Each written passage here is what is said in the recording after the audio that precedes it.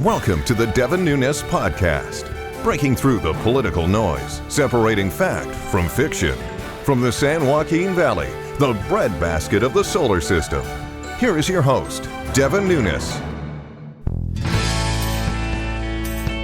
Welcome back to the Devin Nunes podcast with Thaddeus McCotter, former congressman, author, guitar player, and most importantly, the author of the music and on guitar for the music that you hear as we come into the podcast, and then the full song plays at the end of the podcast. But Thad, you write now for American Greatness, which has been a startup. It's been around for about 4 years now. You've been writing there a few years. You had a spectacular piece this week, and it was called The Racist Left Feels Entitled to Riot. So welcome back. Thanks for being here. No, thanks for having me. What makes you give us a rundown? Why do they feel entitled to riot? Well, just take the concept of systemic racism.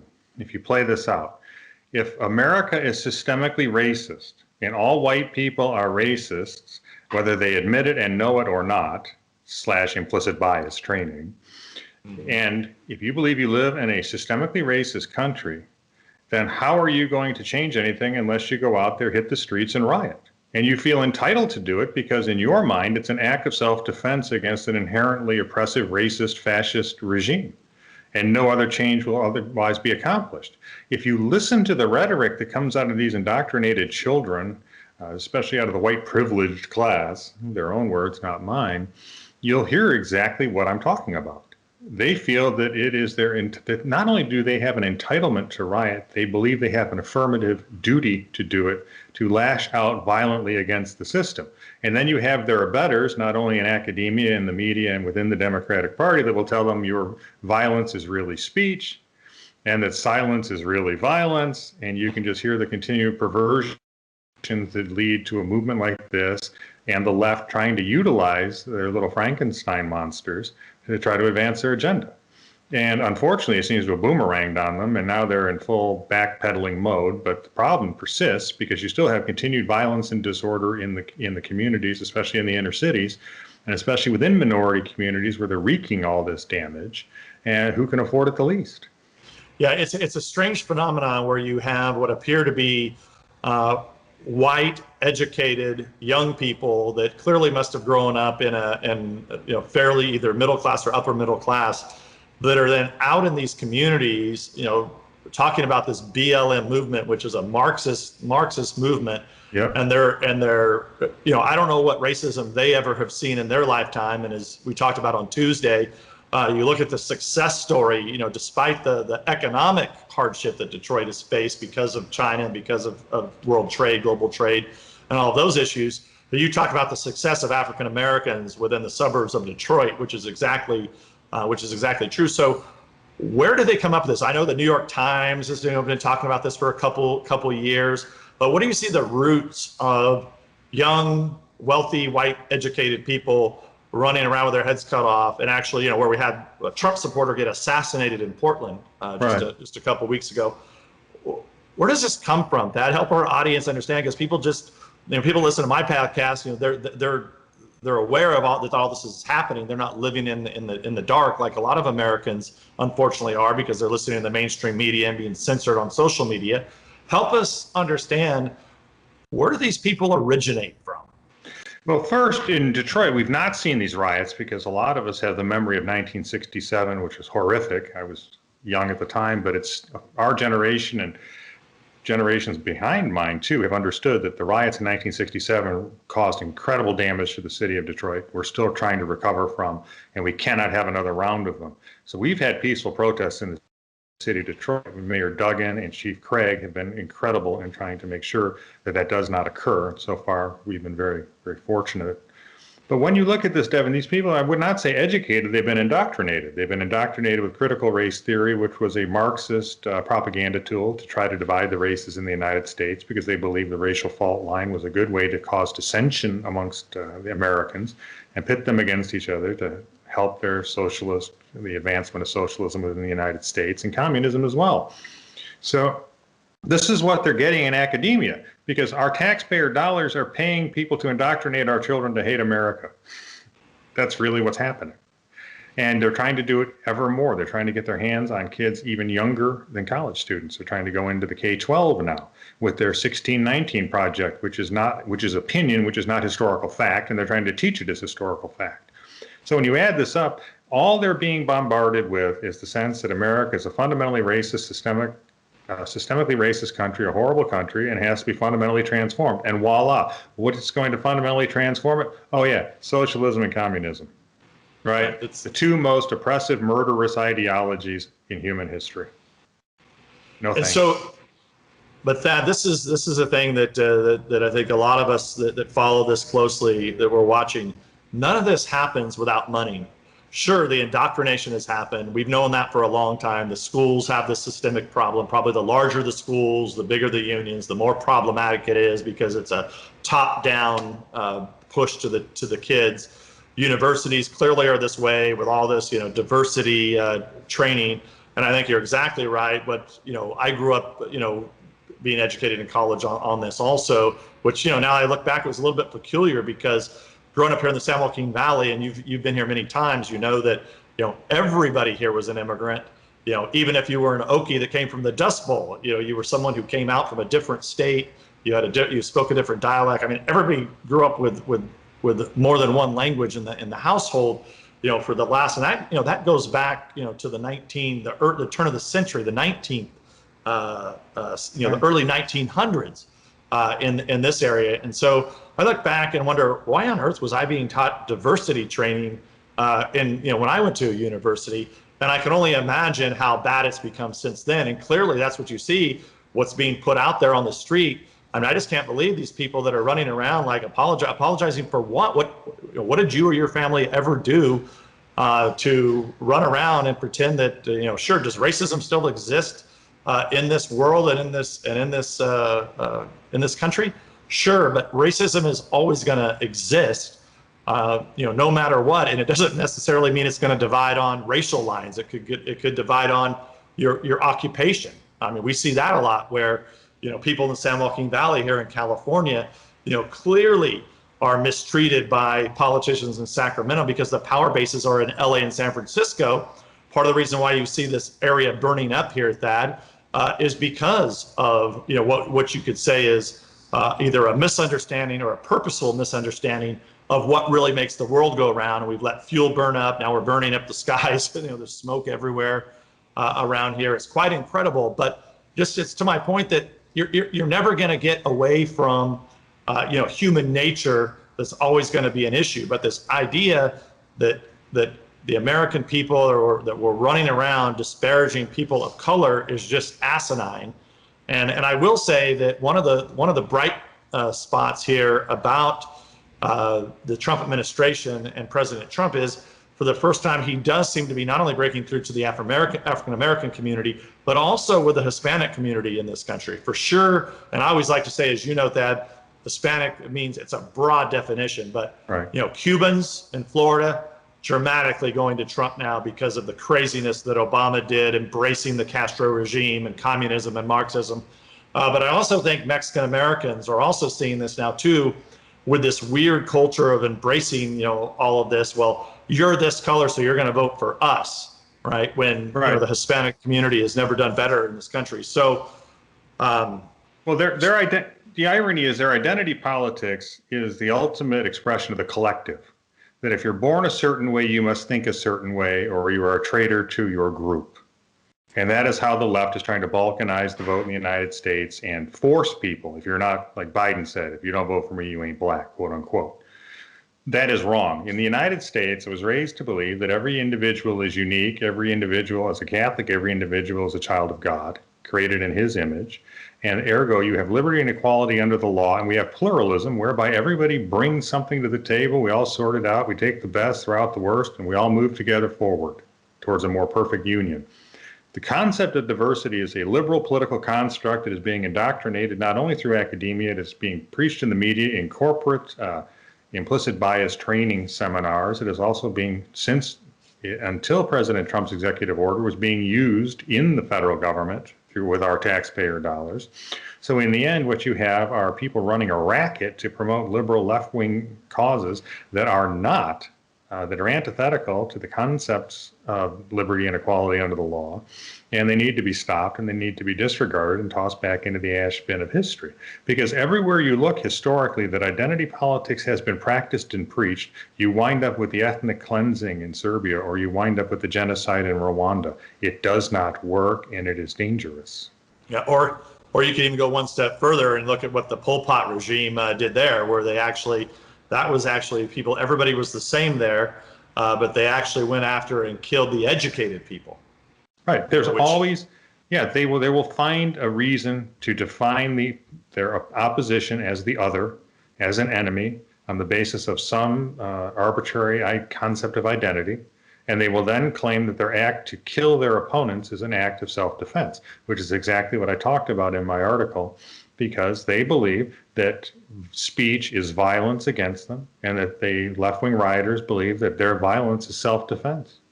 It's insane.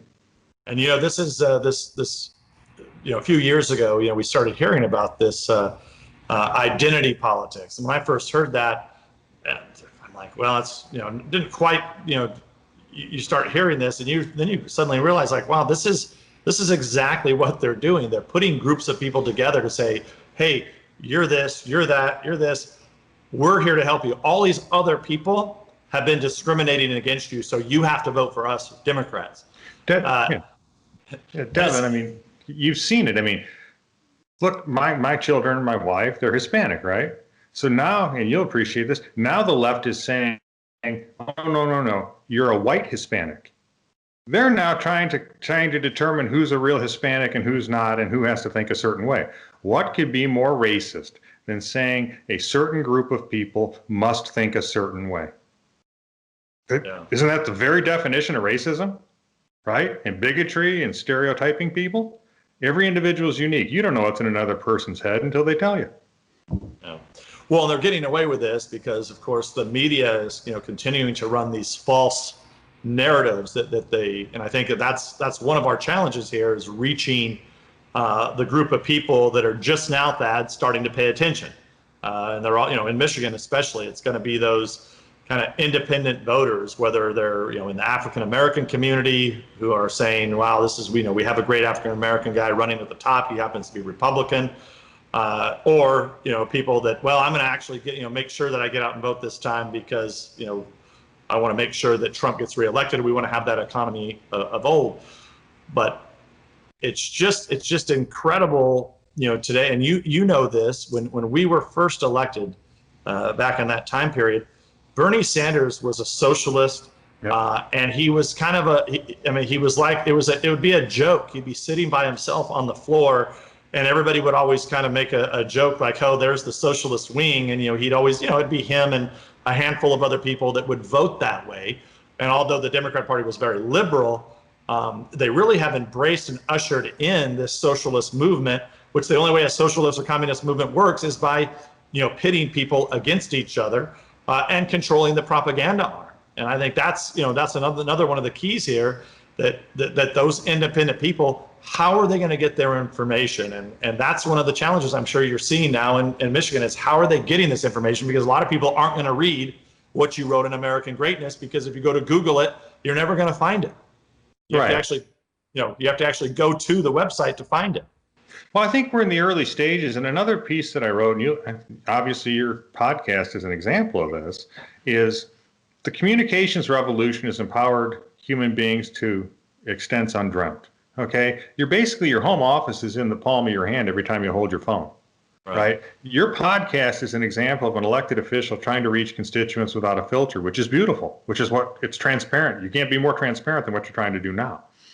When you look at it, everybody is getting more power over their own lives, more ability to control their own pursuit of happiness. What you're watching are governmental elites and bureaucracies using every means at their disposal to stop it, because they want to control you. They want to dictate your pursuit of happiness. They want to coerce you to believe in what they believe, which is them on top telling you what to do. And you're seeing this not only with the deep state in the United States, but you're seeing this in communist China and other authoritarian regimes across the globe. They're very scared of losing their power and influence, the quote unquote elites, if you will, the bureaucratic administrative state.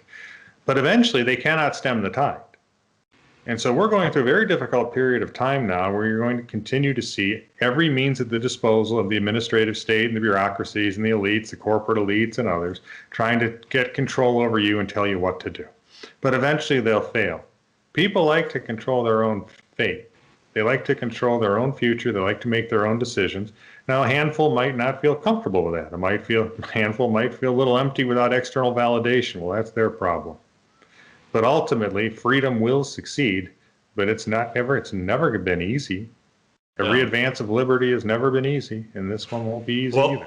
Well, it is incredible how we've allowed these tech oligarchies to become so big and so powerful, all run by left-wingers who, I'm not sure that they actually believe in socialism or communism, but they like having that position of power. And what a better place to be if you're Google that owns YouTube or Facebook and Instagram or Twitter, when you essentially, with all those, you have a monopoly over virtually everything and all the propaganda and all the messaging that gets out, to the American people.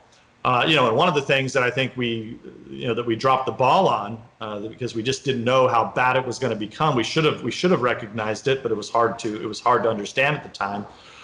Just how in bed these tech oligarchs are with the Democrats, and the Democrats will say, "Oh, you're really bad. We're going to tax you. We're going to break you up." They're not going to break them up. The only thing they're trying to do is ensure that they say and do exactly what they want with their so-called content moderators. And the question is as I've heard you say many times, and I say it also, how long does it take for the truth to get its boots on, so that those people that are on Facebook, that are on Twitter, don't realize, wow, if I'm reading this, I'm really getting propaganda, put directly to me. Right. Well, when you think about it, we would support the tech industry, especially Facebook and Twitter and them, back when we believed that it was the Democrats wanted government to control the content. We thought that they were neutral platforms where they would just post stuff and let free speech run its course, which was beautiful. I'm a free speech zealot. So when that changed, it was the tech industry that decided they're going to change it and start to regulate it and start to suppress conservative speech. We're like, wait a minute. That's not what you're supposed to do. That's not what we were told you were going to do. We thought you were all about free speech. And once they got big enough to make that change, they decided to do it. And every now and then the Dems would pipe up just to make sure they stayed on the party line and continued to suppress conservative free speech. So over time, they're either going to have to get back to what they should have been, or they're going to have to be broken up as a monopoly, and as a dangerous one at that, by heavily regulating speech, because that was not their original goal. And I think that that's going to happen. Now, again, it's not going to be easy. It's going to take a lot of time. But I don't see why this should be the only monopoly the Democrats are more than happy to let run rampant. And in terms of their ideology, just like a lot of the corporations, a lot of the people who run these are so rich, they never think they'll see the consequences of their ideological imbecility come home to roost. They're mistaken. Mm-hmm.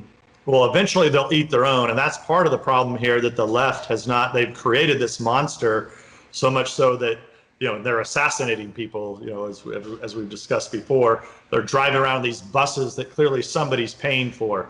If you give to BLM, you're going through the Democrats' own fundraising website. So all of that data is being collected by the Democrats. But you're right, they've created a monster that they can't control. And I think you saw that just recently, Thad, with Nancy Pelosi, who you served with, and who all this time, it was pretty clear she was getting a haircut, she was coloring her hair was always in perfect shape. And now we find out, what was she doing when she was back in San Francisco? She was going into a salon that happened to be closed for all the normal people, and the salon owner is basically broke. And then eventually she said, look, I've had enough of this, and she released out to the public a picture of Pelosi not wearing a mask and going to a salon. It's just outrageous. But it was outrageous. It was outrageous how she got set up. Yeah. And then makes up another lie to say she was set up, which of course the mainstream media has allowed her to say that, and I'm sure it won't be long before the social media companies will take down any post that says that this was clearly this was a criminal act against the Speaker of the House. The woman who helped the Speaker of the House, who helped set up and run a scam impeachment on the President of the United States, is now claiming she was set up getting her hair done. Well, Thaddeus, she's a victim. Oh, yeah. Thanks so much. I hope you come on again. Congratulations on all the great work you're doing in American greatness. And for those of you who all know, you're hopefully watching this on Rumble or listening to you on your favorite podcast, that you can follow at Thad McCotter on Parler, because that's the only thing we promote is Parler on this show. We don't talk about Twitter handles. But Thad, any last parting shots here before we let you go? No, I'm glad you and Kevin and the people of the House are doing the best they can under trying circumstances. Hope you get a majority back for all the good things you can do to move America forward and keep America great. And so House members, you got Senate races, you've got the presidential race, but the House members are key, because the House members are the ones you go to when you need them most, and they're always the most available at all your federal elected officials. I'm still a House man, Devin. Well, we're going to count on you in Michigan there as we begin to play the Thaddeus McCotter theme music to the Devin Nunes podcast. We're going to count on you to get John James across the line, and we have a couple seats there in Michigan that we can pick up, and maybe I'll see you out there in October, Thad. But thanks a lot for coming on this week. This is Devin Nunes. We'll catch you next week. Thanks for listening to the Devin Nunes podcast. We invite you to subscribe so you don't miss a single episode. And remember, you can download this podcast on iTunes or at devinnunes.com. Storm clouds been gathering so long, I don't know. The darkness around us leaves no easy road. We started wondering if every road dead ends our dreams. Wind whips the dust up and rain's pouring down. Good people struggling in every hometown. We've started wondering if we even matter at all. We'll take that hard road to happier days, 'cause we kept our American faith. Now it's not our first trial by fire like this. It's nothing hard working family can't fix.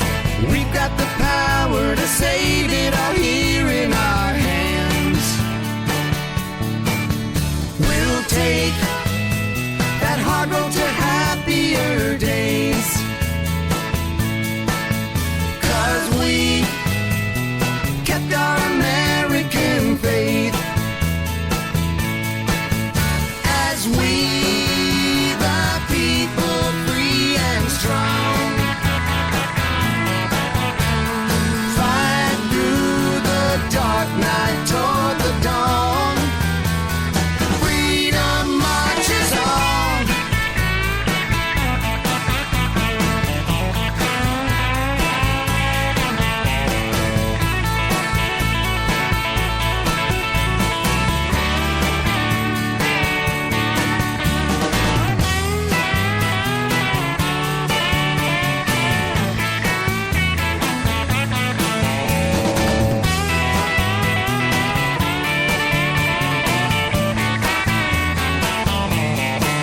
Now the hard road is waiting, but we're not afraid.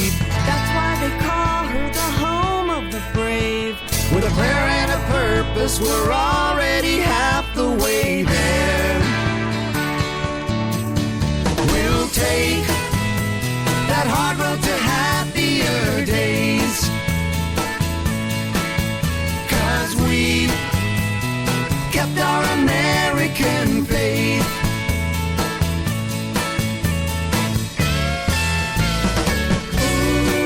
Ooh, we kept our American. We kept our American. Ooh, we kept our American. We kept our American faith. Freedom marches on. Paid for by Devin Nunes Campaign Committee.